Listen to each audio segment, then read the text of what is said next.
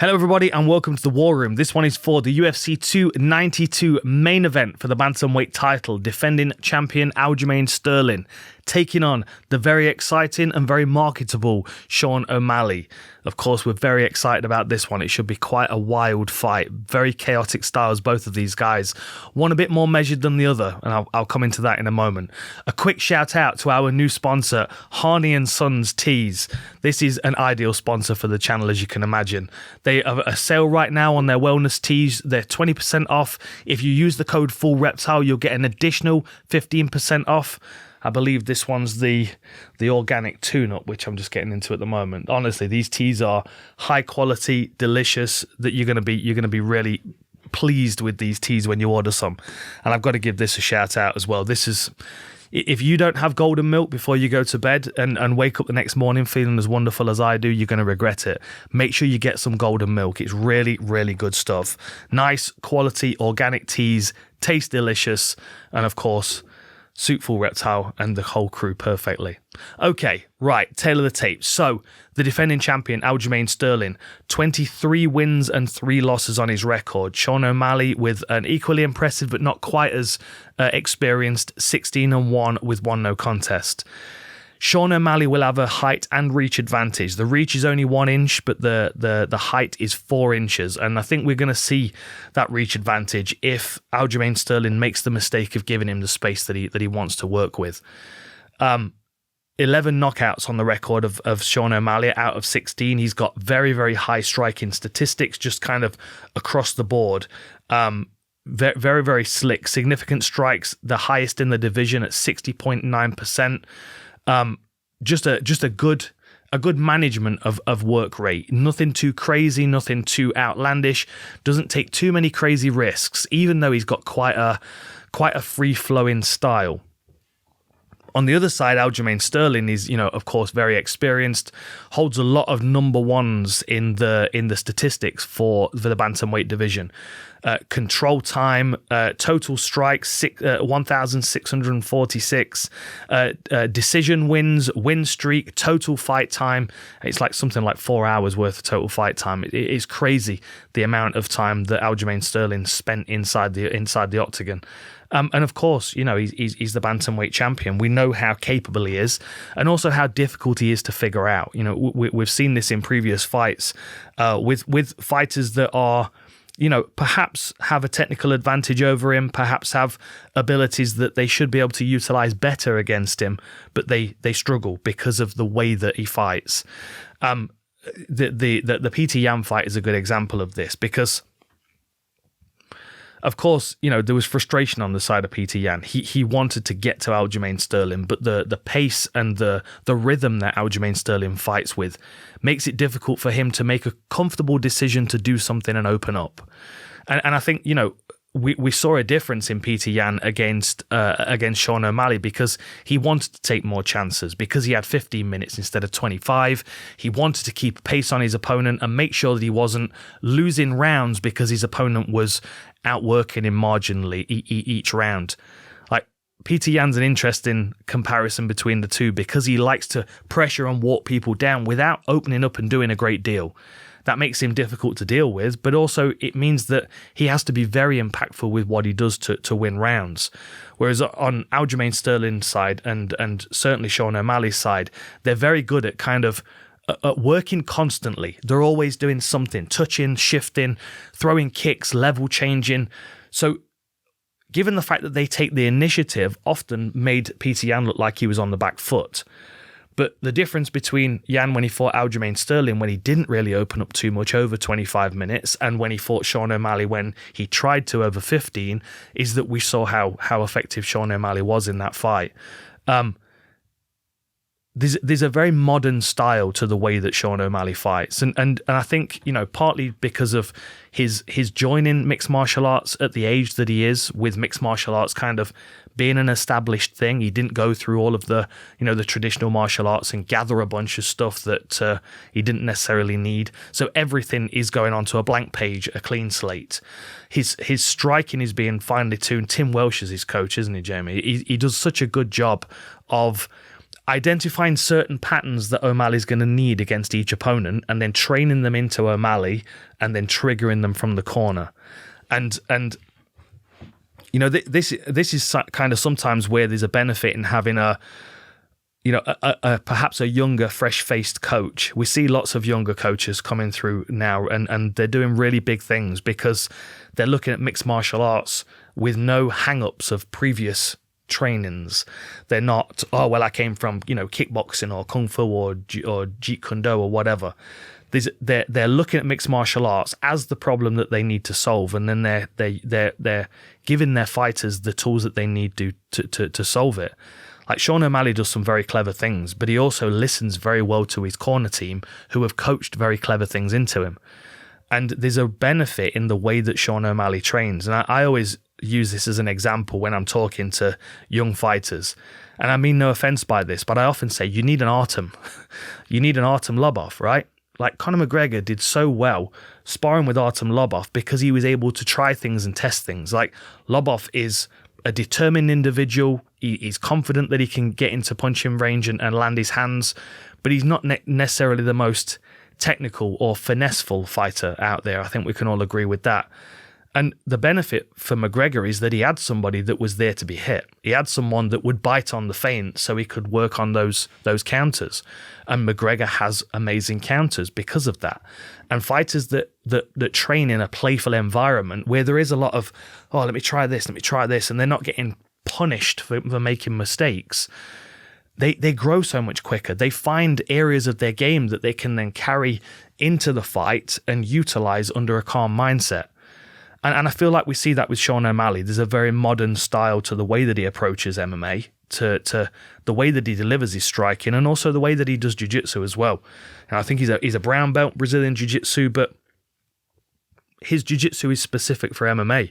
He doesn't necessarily, there's not a determination, I don't think, to learn the traditional gi jiu-jitsu because Sean O'Malley knows what he's trying to achieve. He's trying to be the UFC champion. So he's therefore his jiu-jitsu is specific to what he's going to require for mixed martial arts. On the other side, you've got Aljamain Sterling, 23 wins on his record, 3 by knockout. So not a huge power puncher, 8 submissions though. So his game is far more stacked in the grappling ranges. He was a strong wrestler. I think it was a Division 3 wrestler. Trains with Matt Serra, of course, trains at the Longo team. So he's got Marab and Iaquinta and a bunch of different guys around him that are going to be in his face and force him to work at a high pace. One thing I will say about Aljamain Sterling's style though is, and there's, I'm learning to appreciate the fact that there's no plan. There's no real plan to Aljamain Sterling. It's the decision is whether he's in 4th gear or 5th gear, because no matter what he's doing, he's going, right? Like the corner advice is, go Aljo, hey Aljo, great fucking job Aljo, etc., etc. Like the technical information is not necessarily there when he's fighting, so I don't necessarily think the technical information is there when he's being coached.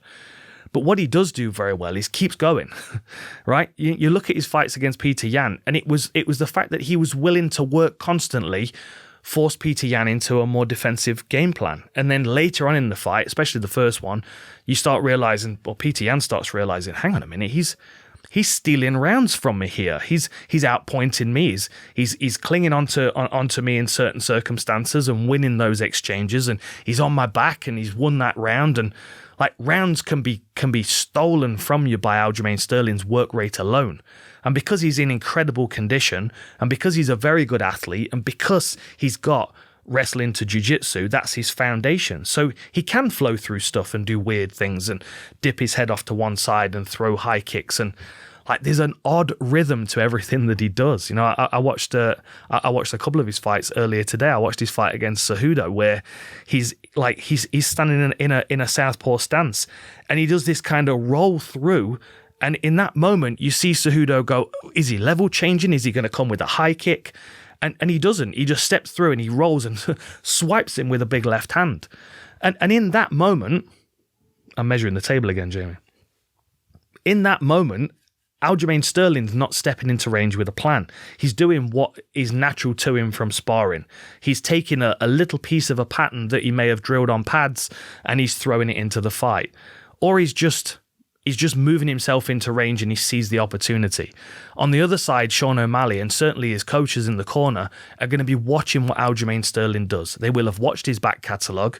They will find certain things that he does that puts him in vulnerable positions, right? I mean, the first one that comes to mind is him level changing with his arms out to the sides. That centre channel for kicks and knees, uppercuts, etc. is going to be a key for Sean O'Malley because it's a consistency in Aljamain Sterling, and because Aljo doesn't necessarily observe himself in the same ways that Sean O'Malley does as far as his technical abilities in striking, I feel like he's not going to realise that he's vulnerable until it's been capitalised upon.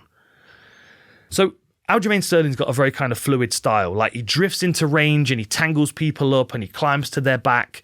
And if there's space, he'll pepper them with weird strikes and he'll swipe with kicks. There's not necessarily much of a plan to what he's doing, but because there isn't much of a plan, he tends to do the same things consistently, which will give Sean O'Malley good triggers to counter. Things that he can slip and counter, things that he can cover and counter. So I expect Sean O'Malley to be the one that's on the back foot, moving and trying to pull Aljamain Sterling into his range. But at the same time, when he's pulling Aljo into his range, he's either got to hit him or keep moving. Because when Aljamain Sterling moves into range, like I said, he's fluid, so it's difficult to predict what's coming next, whether it's a kick or an overhand or a level change. And then once he's made contact with you, he's very sticky. He stays on you, he clamps on, he drags you down, and like you look at the Stamen fight, even a circumstance where a lot of fighters would have slid off the back and lost the position, he clamps onto a leg and he finishes with a beautiful Suloev stretch, which we've talked about before on the channel. A very, very unusual submission, but really nice in scrambles against someone that does potentially give their back in Sean O'Malley, and someone that does potentially want to stand up and tripod because he's tall and shake his opponent off forward. I'm thinking Aljamain Sterling's going to look at Sean O'Malley's body from a jiu-jitsu wrestling perspective and think, I'm going to be able to manhandle him. I'm going to be able to stay on him until I can slow him down and keep mat returning until Sean O'Malley starts to get frustrated or tired, which I think frustrated comes before tired for sure with O'Malley. And I think that Aljamain Sterling backpacking and clamping onto a harness is going to make Sean O'Malley like he'll look up at the clock, he'll look over at his corner, he'll be hand fighting, of course, but they're the moments where Aljamain Sterling can be underestimated because he can throw something at you that doesn't make sense. Like, he'll jump on a rear naked choke position with no hooks in, or he'll jump onto a back in a position where he would want to attack a rear naked choke from, but knowing he's going to lose it because he has Suloev stretches, etc. to add on to it. Now, 8 submissions on Aljamain Sterling's record, 5 of them being rear naked chokes. We've got a guillotine, an arm triangle, and I said the Suloev stretch. On O'Malley's side, there's just one rear naked choke back in 2015. So it seems to me quite clear from their records what both of these guys are going to have to do to win. Aljamain Sterling is going to have to wrestle, smother Sean O'Malley as much as he can so he can take away that slick and tricky striking game that he's got. If he can make Sean O'Malley tired, then absolutely Aljamain Sterling can start contending on the feet as well. But I do think he's at a technical deficit on the feet because he doesn't have as much of a strategy. There's a good saying, and I think I stole it off Gary Kasparov. Tactics is knowing what to do when there's something to do. Strategy is knowing what to do when there's nothing to do. And that is the challenge when you're fighting someone like Peter Yan who doesn't open up. Now, the challenge here for Aljamain Sterling is to figure out what Sean O'Malley's strategy is. And within Sean O'Malley's strategy, he has tactics to make sure the strategy is successful. Aljamain Sterling has tactics, but I think he lacks the strategy part. And I think he makes up for the strategy part because he's got good tactics and he's got good conditioning. I know that might sound kind of confusing, but if you can separate off the words tactics and strategy and see what's different about them, like tactics they're the nuts and bolts within the plan, right? The tactic is he's going to throw his jab, I'm going to slip off and counter. Or the tactic is he's going to throw a body shot and a counter with a hook to the body. Or that he's going to level change, I'm going to search for his neck just to scare the hell out of him and force him to bail out. They're tactics, right? Tactics because there's something to do within the grander picture. The strategy is what to do when there's nothing happening. And that's where Sean O'Malley's going to be at a deficit, because he can't figure out the strategy of Aljamain Sterling if he doesn't have one. Like, what is Aljamain Sterling's plan? Because sometimes he works too hard in one round and not enough in another. Sometimes he works so hard in one round just because he feels like that's the only way to keep his opponent out. But then he'll be at a detriment later on in the fight because he can't keep up that pace for 25 minutes, even with the conditioning that he's got. So there's benefits and drawbacks to both of them. Now, one thing I do want to add in as well, because I've seen Aljamain Sterling hitting pads with Eric Nicksick, and I'm hoping that there's some additional things that have been added to his game, because a new look and some new striking skills would go a long way to making Aljamain Sterling a far more well-rounded fighter. Like there are certain things in his game that he does well with striking, but it's largely accidental. He throws it to land, of course, but he doesn't throw it with a foundation to assist it landing. Like, he's not doing anything to force his opponent to slip in that direction or step in that direction. Sean O'Malley will do those things.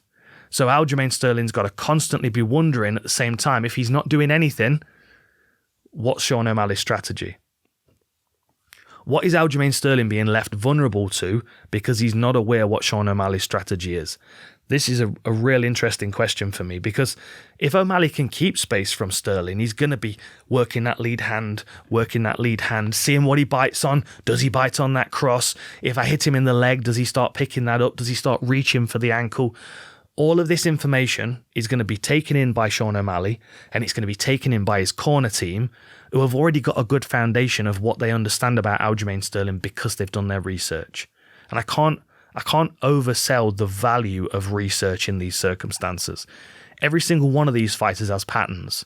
And even if it's a pattern that they don't use particularly very often, an awareness of it is always going to be more valuable. Like, if O'Malley had never faced or he'd never seen Aljamain Sterling before, if this was a random matchup, he showed up to an event in California and they brought in somebody who was the right weight class and you guys are fighting, Sean O'Malley might be shaking Aljamain Sterling off his back and give a Suloev stretch. And it's only happened once in Sterling's career.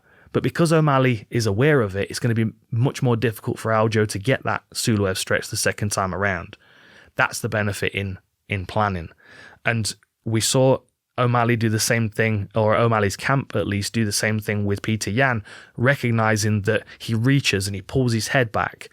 Sterling makes some of those same mistakes as well. So O'Malley's going to be trying to make the most of those opportunities. Sometimes I look at my notepad after the show and I think to myself, oh, I didn't mention that. Like, literally for Aljamain Sterling, I wrote down as I was writing him, no plan, no strategy, no tactics, always in the moment. Always in the moment. So this is the benefit, you see, right? Because sometimes you can have a preconceived idea of what you're gonna expect and what you're gonna land. If Sean O'Malley goes in there and goes, right, this is the Aljamain Sterling I'm gonna get, and he's got a game plan built around that specifically, and then Aljo's got new skills to his game, O'Malley's gonna have to react in the moment, which is not something that he's necessarily prepared himself to do. Because Aljamain Sterling only exists in the moment, he's much better at dealing with the unpredictable because he's open to whatever happens.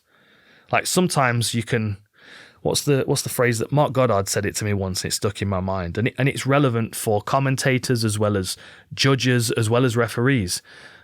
I can't be preoccupied with what I think might happen, right? I might be fighting someone that is awesome at slipping the jab and countering with the right hand, like O'Malley. Slip counter, or left hand, slip counter. And I might be waiting for them to do that because I might have the perfect counter for their counter, right? I'm out thinking their thinking. I'm going to throw their jab and I'm expecting them to slip and throw their cross.